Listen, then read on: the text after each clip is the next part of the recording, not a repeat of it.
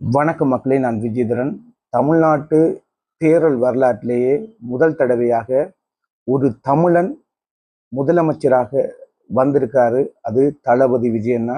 ஏன் முதல் தடவைன்னு சொல்றேன்னு பார்த்தீங்கன்னு சொன்னா, இதுவரை காலமும் ஒரு தமிழன் தமிழ்நாட்டை நேரடியாக ஆட்சி செய்யலை. அதாவது ஒரு கட்சியை தானே உருவாக்கி தானே தனித்து நின்று போட்டியிட்டு தானே ஒரு பெரும்பான்மை பெற்று முதலமைச்சராக இல்லை.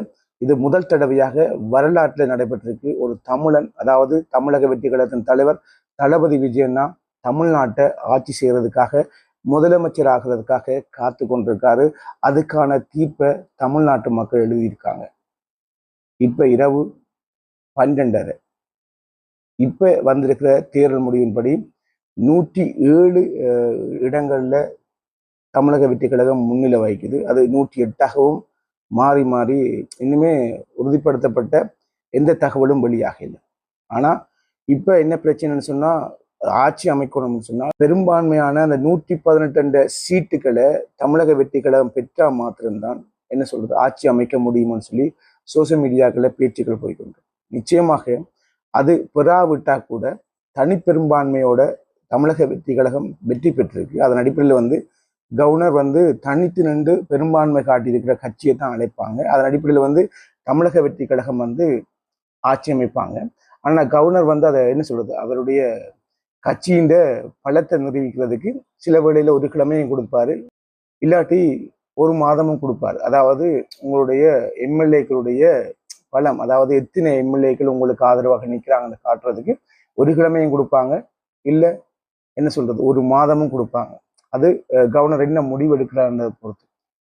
ஆனா எதிர்கட்சிகள் சட்டமன்றத்துல வாக்கெடுப்பு நடைபெறும் பொழுது எதிர்கட்சிகள் தமிழக வெற்றி கழகத்தை கவுக்கக்கூடாதுன்னு ஒரு முடிவுக்கு வந்தாங்கன்னு சொன்னா வெளிநடப்பு செய்வாங்க. வெளிநடப்பு செய்யும் பொழுது சட்டமன்றத்தில் எத்தனை எம்எல்ஏக்கள் தமிழக வெற்றி கழகம் சார்பாக இருக்கிறாங்களோ அந்த தொகையை கணக்கிட்டு தமிழக வெற்றி கழகம் தொடர்ந்து ஆட்சி செய்யறதுக்கான வழியை வகுப்பாங்க.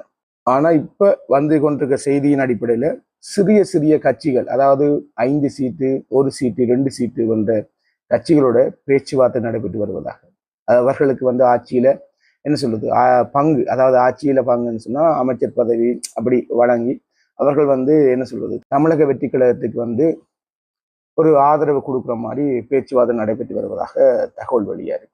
எதுவாக இருந்தா கூட தமிழக வெற்றி கழகத்தின் தலைவர் தளபதி விஜய் அவர்கள் ஆட்சி அமைக்கிறதுல எந்த மாற்று கருத்தும் கிடையாது. நிச்சயமாக இது ஒரு தொங்கு சட்டமன்றமா இருந்தா கூட தமிழக வெற்றி கழகம் தனித்து நின்று 107, இப்ப இருக்கிற படி பார்த்தீங்கன்னா 108, இந்த ரெண்டுக்கு இடையில மாறி மாறி வருது. சரி, ஓகே, இந்த 108 வச்சுக்கொள்வோம். 108 இடங்கள்ல முன்னிலை வைக்குது என்ன சொல்றது தமிழக வெற்றி கழகம். நிச்சயமாக எந்த கூட்டணியும் இல்லை, எந்தவித ஆதரவும் இல்லாம தனித்து தன்னுடைய கட்சியை போட்டிட்டு இருக்காரு, தேர்தலில் ஜெயிச்சிருக்காரு. இது மிகப்பெரிய ஒரு வெற்றி.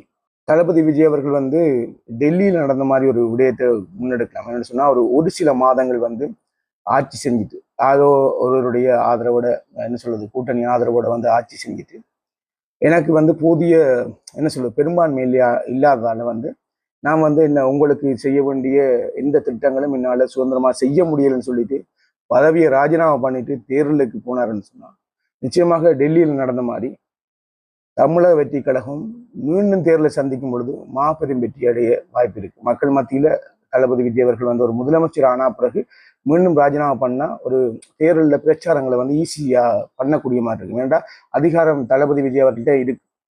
அதன் அடிப்படையில் இந்த விடயங்களையும் கையாளலாம் தமிழக வெற்றி கழகம். எனவே தமிழக வெற்றி கழகம் 2026 சட்டமன்ற தேர்தலில் ஆட்சி அமைக்கிறதுல எந்தவித மாற்று கருத்தும் இல்லை. தமிழக வெற்றி கழகத்தின் தலைவர் தளபதி விஜய் அவர்கள் 2026 முதல் தமிழனாக முதலமைச்சர் ஆகிறார். தளபதி விஜய் அவர்கள் தமிழ்நாட்டில் நிச்சயமாக ஒரு பெருமையான ஒரு விடயம். எவ்வளவுதான் அந்த என்ன சொல்றது பெரும்பான்மை இல்லை அப்படி இப்படி இப்படி சொன்னா கூட தமிழக வெற்றி கழகத்தின் தலைவர் தளபதி விஜய் அவர்கள் ஆட்சி அமைக்கிறதுல எந்தவித மாற்று கருத்தும் இல்லை. அது நடந்தே தீரும். நிச்சயமாக யாருமே என்ன சொல்றது குழப்பமடைய வேண்டிய அவசியம் இல்லை. தமிழக வெற்றி கழகத்தின் தலைவர் தளபதி விஜய் அவர்களுக்கு ஒரு ஈழத்தமிழனாக மீண்டும் மீண்டும் என்னுடைய வாழ்த்தை தெரிவித்துக் கொள்கிறேன். மக்களுக்கான அரசியலை பண்ணுங்க. மக்கள் என்ன விருப்பத்துக்காக உங்களை தேர்வு செஞ்சாங்களோ, இந்த பெண்களுக்கு எதிரான வன்முறை, போதைப்பொருள் இன்னும் பல விடயங்கள் எல்லாமே கருத்தில் கொண்டு தான் உங்களை வந்து மக்கள் தேர்வு செஞ்சிருந்தாங்க. நிச்சயமாக அந்த விடயங்களை கவனம் செலுத்துங்க. மக்கள் மீண்டும் இன்னொரு 5 வருடங்கள் உங்களுக்கு வாய்ப்பளிப்பாங்கன்றதுல எந்த மாற்று கருத்தும் இல்லை. இன்னொரு வீடு சந்திக்கும் வரை பாய்.